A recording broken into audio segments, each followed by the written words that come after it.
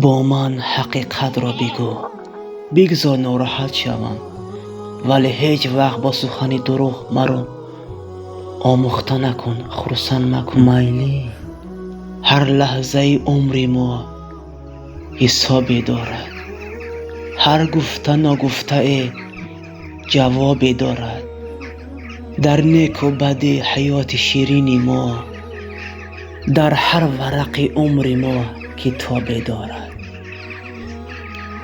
روزهای بعد خوب می شوند، اما آدم بعد هیچ وقت خوب نمی شود. این از خصلت اما آدم وابسته است.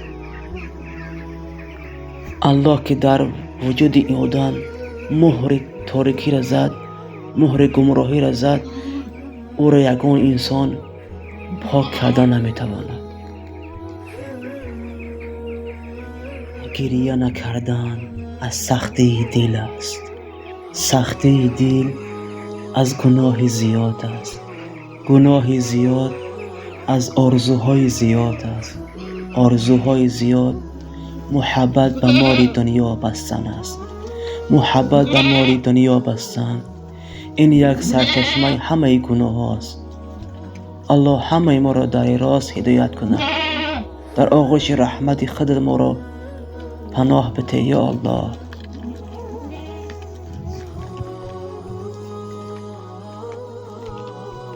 به پول شوی عذاب جان بسیار است، پولدار شوی یاری رسان بسیار است.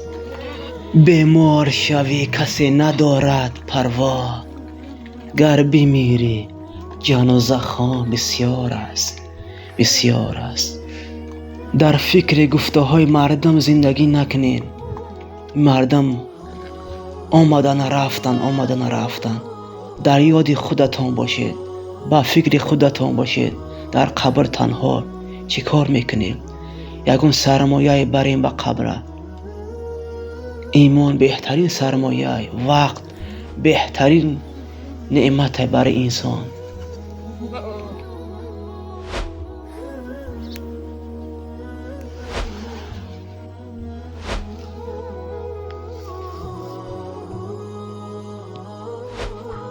کودکی را یاد کردم گرچه عمرم زود گذشت.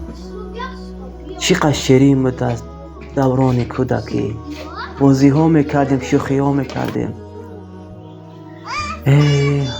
حالا اکنون ما در اینجا، دوستم در آنجا، اما پراکنده، با فکر یاد خود، با فکر زندگی خود، هر کس در هر جا پراکنده.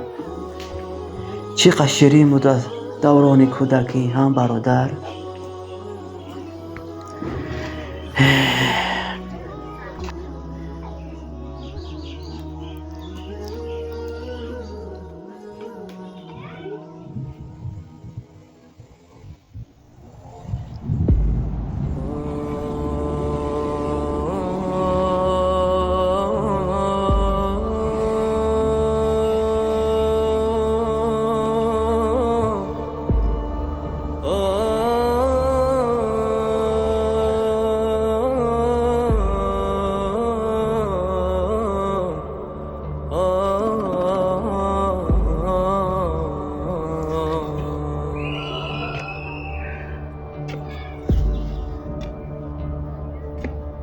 يا صاحب الهم إن الهم منفرج.